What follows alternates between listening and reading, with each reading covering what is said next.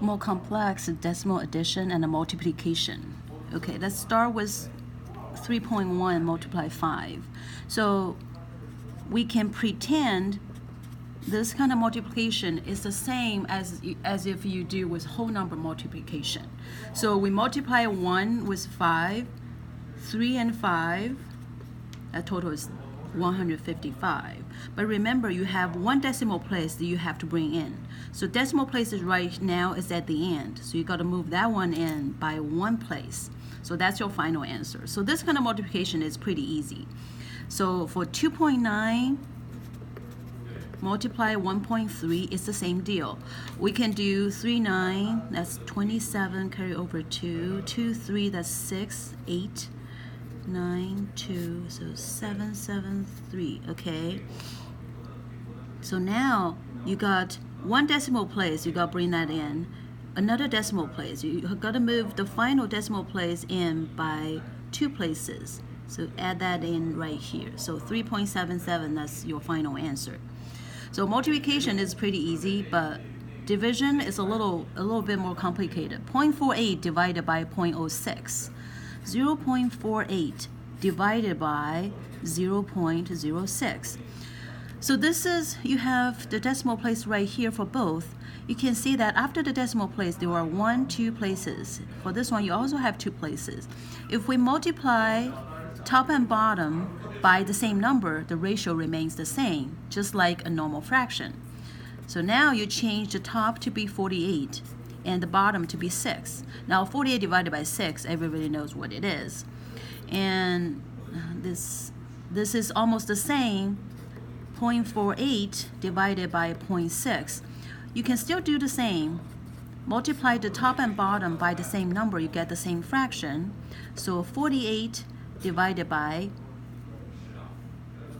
60. And this is not the simplest form of fraction. The students can divide 2 to the top and bottom and continue dividing that by 2 and so on to get to the simplest form of a fraction.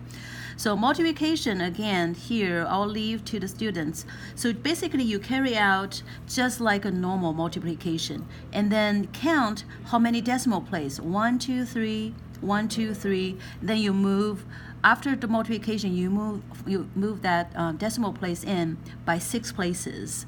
And that's your final answer. So this division, 0.001 divided by 0.0001, 3 decimal places, 4 decimal places. So in order for that change to a whole number, you have to multiply by 4 zeros. You do the same to the top and the bottom. The bottom becomes 1. The top becomes, you move the decimal place by 4 places. 1, 2, 3, and 4. So the top is 10. So the final answer is 10. Okay, we'll leave the rest to the students. Number 4. How do we change this into a decimal format?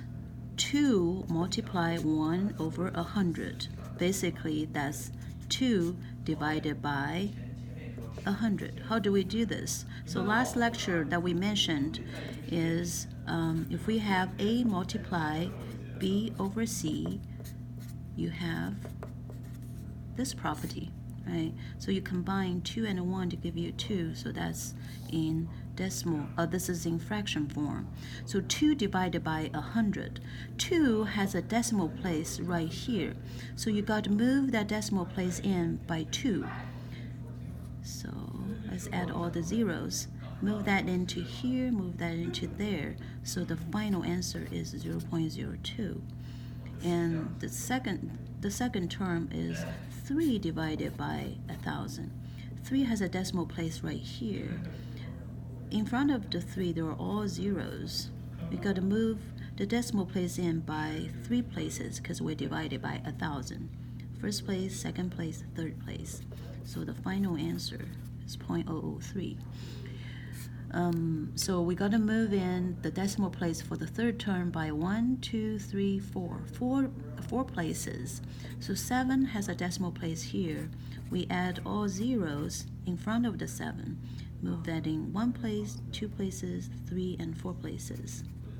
So the final answer is 0.0007.